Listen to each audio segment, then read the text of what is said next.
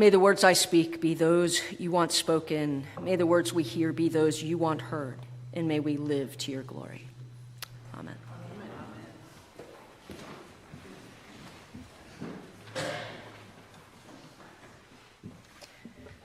So perhaps it's that I haven't had a whole lot of sleep, or maybe I've spent a little too long with the texts for this week, but during the gospel, as I was reading, I almost teared up. So we'll see how I do during my sermon here this morning. My apologies if that happens.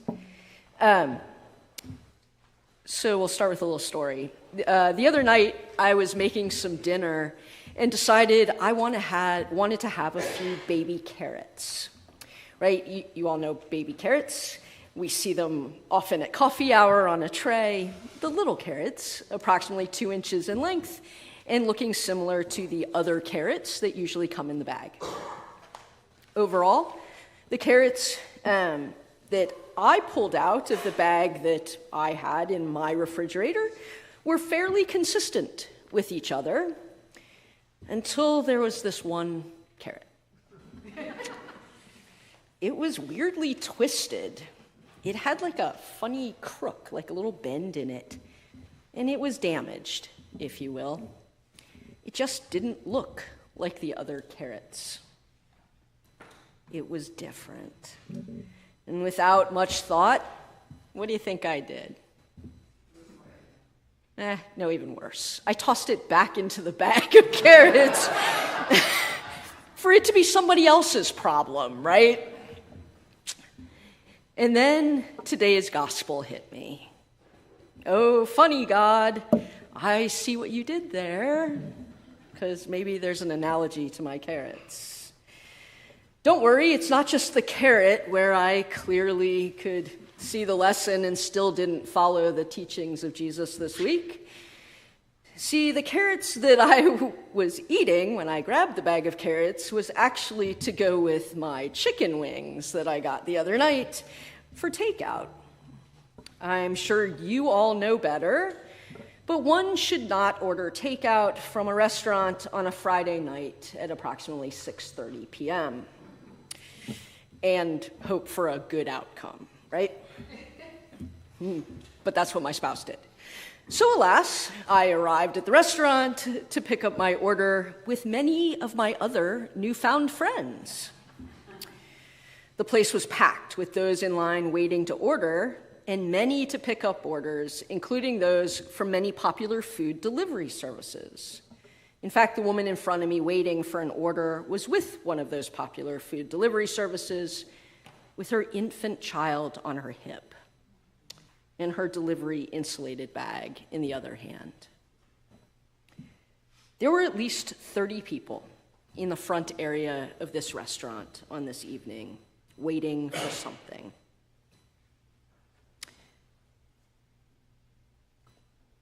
At one point, a man walked in the door, and he approached the counter.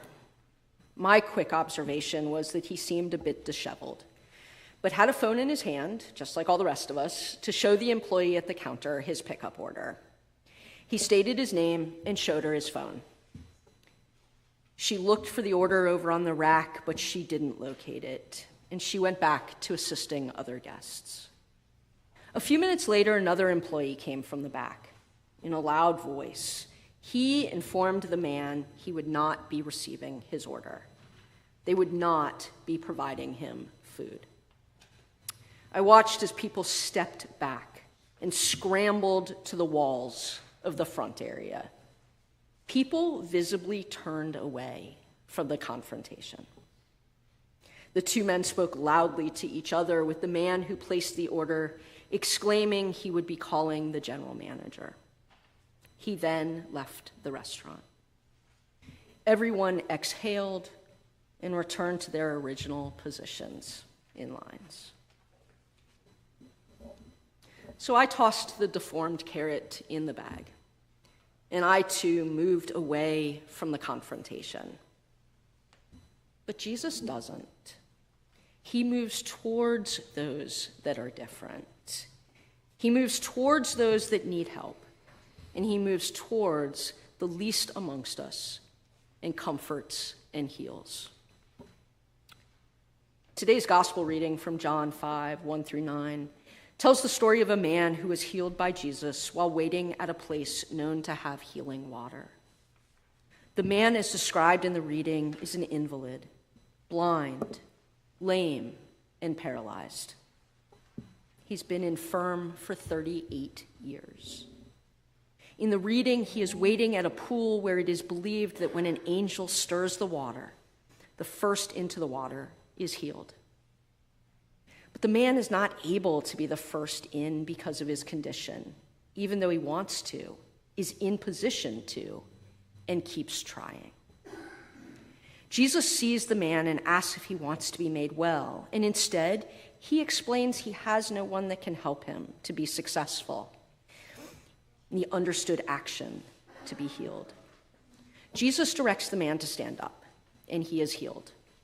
And this event is reported to have taken place on the Sabbath, which is a day of rest.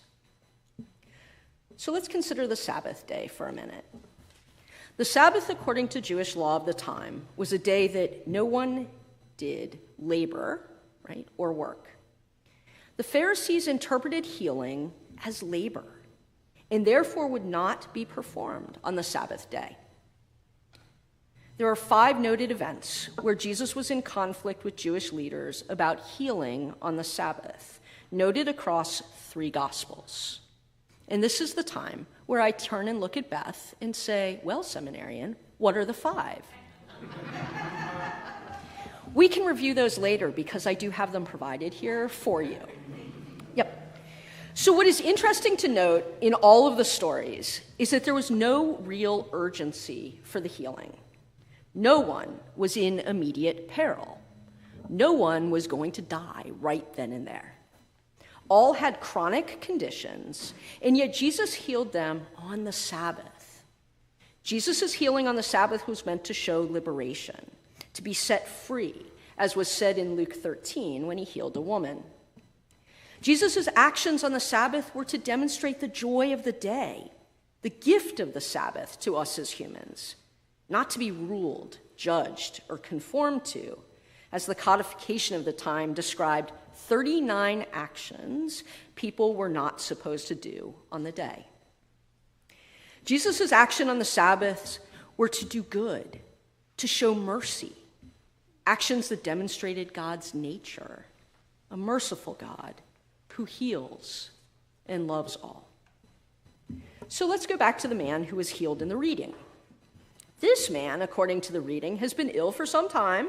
He is visually impaired and paralyzed. He feels alone, with no one to assist him to be healed by the moving water of the pool. He has done what he can to do to change his condition, but the structure at the pool would require him to receive help from others, to be able to receive that healing property of the water. And to date, no one has helped him. Some commentaries on this reading see the story as a metaphor about society, for those that are marginalized in our communities in so many ways and for so long. They've lost their vision and their ability to see in a different way. They have become paralyzed within the structure of their community, and they feel alone.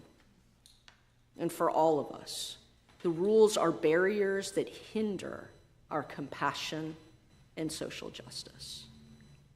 Like the man in my story about the takeout from the other night who was refused food service. He had a phone with the order. He provided a name for the order. It appeared he followed all the rules. And when there was a confrontation, everyone watched and physically turned away. It is also hard to balance the message of the gospel reading with what we hear every day. Phrases about strength and fitness, intelligence, best and brightest, perfection, winning, and setting the standard. It's like survival of the fittest. And then conflicting standards around gender roles abound. I could discuss the first reading of the day from Acts, the story of Lydia, but we'll just save that goodie for another day. But some faith communities are selling themselves as hyper-masculine and preach against a society that has become pathetic and unmanly, leaving us all to wonder what to do in situations around us and what are our norms and values. How do we follow the teachings and examples of Jesus when some of the teachings feel so counter to what we hear and see? And maybe that's the point. It's hard when we hear a narrative that does not value those among us who are differently abled, including our veterans on this Memorial Day weekend who have served our country and sacrificed so much for all of us, many of whom who have scars we cannot see. So for today, I would ask that you take a Sabbath moment, one to ponder all that is around us and before us. Maybe it's outside on this beautiful day. Consider my story about the carrot. I'm guessing there are rules where my slightly differently shaped carrot never should have made the bag.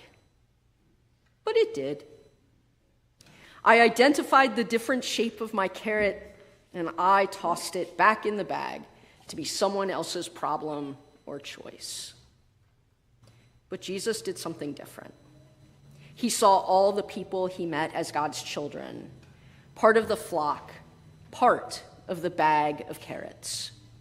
Jesus did not disrespect the significance of the Sabbath, but rather questioned what the Sabbath reflects about God to the people who observe it. And for the people of God, all humankind, he showed love and mercy, regardless of condition.